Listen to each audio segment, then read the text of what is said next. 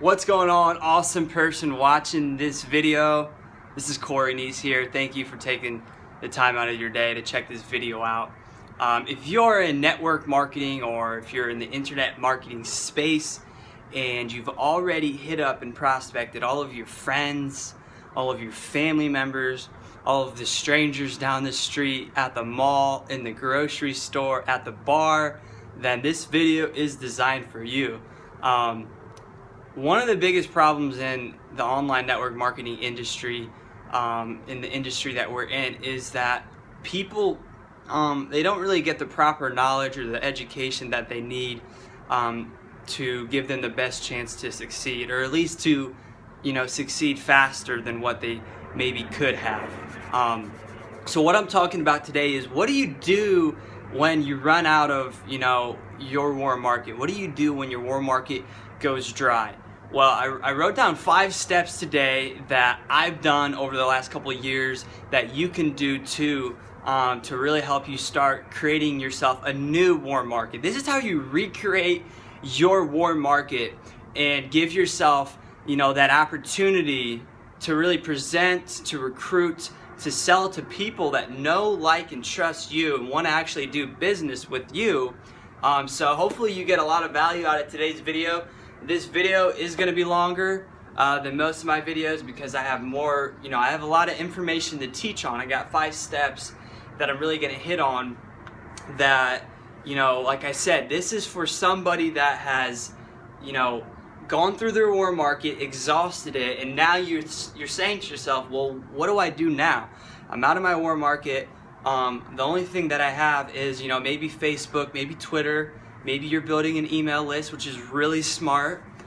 So this is how you can get the most out of those things. This is how you can get the most out of your internet marketing efforts, to help you grow your business. So I'm gonna get right into the steps for today's video. Step number 1 is you need to identify your target market. And realistically, you should have did this right when you got started in business.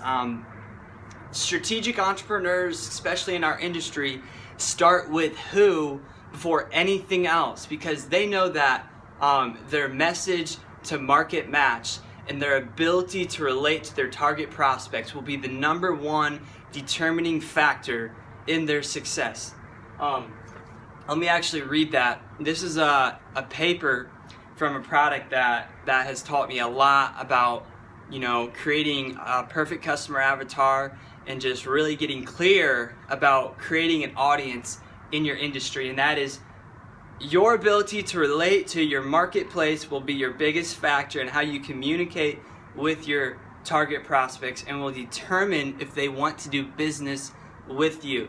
So that's really, really, really key, is your relatability is going to be the difference between you succeeding and you not succeeding. The difference between people wanting to do business with you and not wanting to do business with you. And the single biggest factor in the success of your business is your message to market match. So make sure you get really, really clear about these steps that I'm going to go over here quickly, and make sure you actually implement what you're going to learn. So target marketing.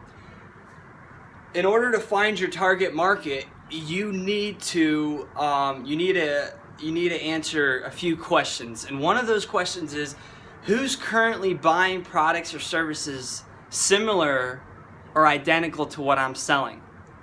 So if you're selling a protein shake, people in your target market are people that are already buying protein shakes. If you're selling makeup, it goes the same thing. Your target market is people already purchasing makeup and products similar to the line of products that you're selling and offering. Another way to find people in your target market is people that can actually truly benefit from the benefits of your product. So for example, if you're selling weight loss products, the people that are in your target market are going to be people that are actually trying to lose weight. That's crazy. Who would have thought? So those are people that are in your target market, are the people that can actually benefit from the benefits of your product. So if you're selling financial services or something like that, then your target market is going to be a pocket of people that possibly are struggling with credit, financial problems. They're in the market trying to increase their financial IQ, and they're actively searching for something that you're selling. So another way to find someone in your target market is to find people that are actively searching on Google and YouTube, search phrases and terms related to the product that you're selling. So it could be, for example, if you find someone that types in how do I lose weight, that's someone that's in your target market. If you're selling a weight loss product, how can I lose weight fast? What are the best weight loss supplements in the market today? People type that stuff into Google and YouTube, and you can literally use the exact same search phrases that they enter in the Google search engine as the title and subject lines of your emails, of your status updates, and of your videos. So for instance, this is real practical tips that you can literally take and apply right now. If you're selling weight loss, a search phrase that a lot of people in your target market might be using is, how can I lose weight fast? So the exact title of your video could be, how can I lose weight fast? 3 simple steps, something like that. Literally something as simple as that. The little SEO, a link in the description, you can get a lot of really good targeted traffic, free traffic, by making YouTube videos and blog posts that are going to be geared towards people searching for what you're offering. So that's your target market. Your target market is getting clear about the people that can actually benefit from the products and the services that you're selling, and knowing what are their problems, what are their fears, what are the challenges they're facing in their business, in their life, on a day-to-day basis. And that gets more into step number 2, which is your perfect customer avatar. That's what the PCA stands for. And I'm going to kind of go into some questions that you can ask yourself to figure out your perfect customer avatar. After you identify your target market, what you want to do is narrow it down to one person. That way your marketing is very clear and concise, and it's not all over the place. You don't want to market to everybody. When you do that, you're really marketing to nobody. You want to market to a very clear, specific pocket of people, and you want to know the answers to some of these questions that I'm going to ask you right now. This is a book, Dan Kennedy.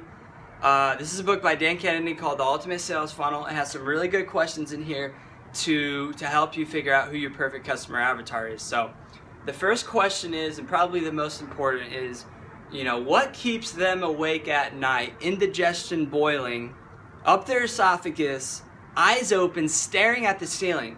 So what is their biggest, darkest problem, pain, fear, challenge that they're facing in their life right now? What is something that is, making them unhappy? This is how you get inside the mind of your perfect customer avatar. What are they afraid of? What are they angry about? Who are they angry at? These are questions that you could jot down, or you could just buy this book. Go through these questions, and you're going to really start to get inside the mind of your perfect customer avatar. Some other things you want to ask yourself is, what are their biggest dreams and goals? What are their deepest desires? What do they really want most out of life? And it goes way beyond just money, cars, and houses, and the materialistic things. What do they really want to do with their life? How do they want to live and move forward from where they're at right now? These are the questions you got to ask yourself to vividly describe your perfect customer avatar. That way you can better understand them. And remember what I said at the beginning of this video, your ability to relate to your marketplace and the message to market match that you have will be the biggest single determining factor in whether or not people decide to work with you. So you got to really make sure that you get this stuff clear inside and out and implement it too on a daily basis. So number 3, moving along, is audience. You got to learn how to recreate an audience after your warm market of family and friends runs out. So the fastest way to do this, in my opinion, is to go to Twitter. You can mass follow people with my strategies and tactics. You can build a big audience for free using Twitter. You can also use Facebook. You can use Instagram, Pinterest, Tumblr, YouTube, a blog. Any of these platforms, an email list, build an email subscriber list. These are all platforms to help you build an audience in certain areas online, in certain areas, just in life in general. Overall, every social network, your blog, your email list, your YouTube channel, all of these things combined are what creates your audience. Your audience is basically everywhere you're at where you're giving value to your marketplace. So that's how you create an audience. It's pretty simple and straightforward. You just got to put yourself out there. Like I said in the video I shot yesterday, go out and create an account, every social network that's relevant, and over time you will begin to organically grow your following just for the simple fact that you're there, that people will find you, people will see you, on videos, people will find your content if you're producing, if you're creating content, if you're solving your target market's problems. And that goes into step number 4, is you got to provide the value to build up the audience faster. You can go out and build an audience really without doing much, just for the fact that social media is so massive. There's so many people online on social media that anybody can build an audience from scratch. But in order to build it faster, in order to actually make it more profitable and scalable, you need to put out relevant value. You need to provide value to your target market. And what is value? Value is anything that helps somebody. Value is anything that makes somebody's life better. Don't overcomplicate this. It's simple. Value is solving your target market's problems. Value is giving advice, marketing advice, inspiration, stuff like that. The main thing is solve your target market's problems. And you find out what your target market's problems are based off of the questions that I was asking earlier. What are your target market's biggest fears? What are the biggest struggles that they're facing in their business or their life right now? What are their dreams? What are their goals? Where do they want to be in the next 5 years? Those are the questions you need to ask yourself. And based off of the answers to those questions, that will dictate the kind of content and value you bring to the marketplace on a daily basis. And then really the last step is just all about, getting your offer, getting your presentation in front of the right people at the right time.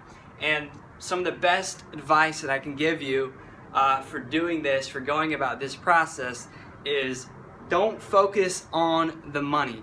Don't focus on making the sale. Focus on the mission in the commission rather than just the income itself. And you will begin to get way, way better results in your business if you don't focus so much on making money, making sales. If you focus more on providing the value and the service to the marketplace, you will make sales. But you still need to learn how to sell. You still need to learn how to ask for the order, and you need to learn how to close over the phone, over Skype, through copywriting, through sales letters, whatever your means to making income in your business is. You need to learn how to efficiently and effectively close that gap from where your prospect is and helping them get to where they want to do. And how you do that, how you close down and break down that gap, is by learning how to ask for the order. Don't be shy about asking someone to buy from you. If you have a good product and service, it's your duty, your obligation really, to go out there and to provide that to other people if it can genuinely help them get to where they want to be faster. So that's some practical advice that I can teach you about presenting and making more sales. But something else when it comes to making presentations and making sales in your business is you got to really build up the rapport, build up the relationships with your marketplace. The more one-on-one conversations you can have, the more consistent you are in your content creation, the more clear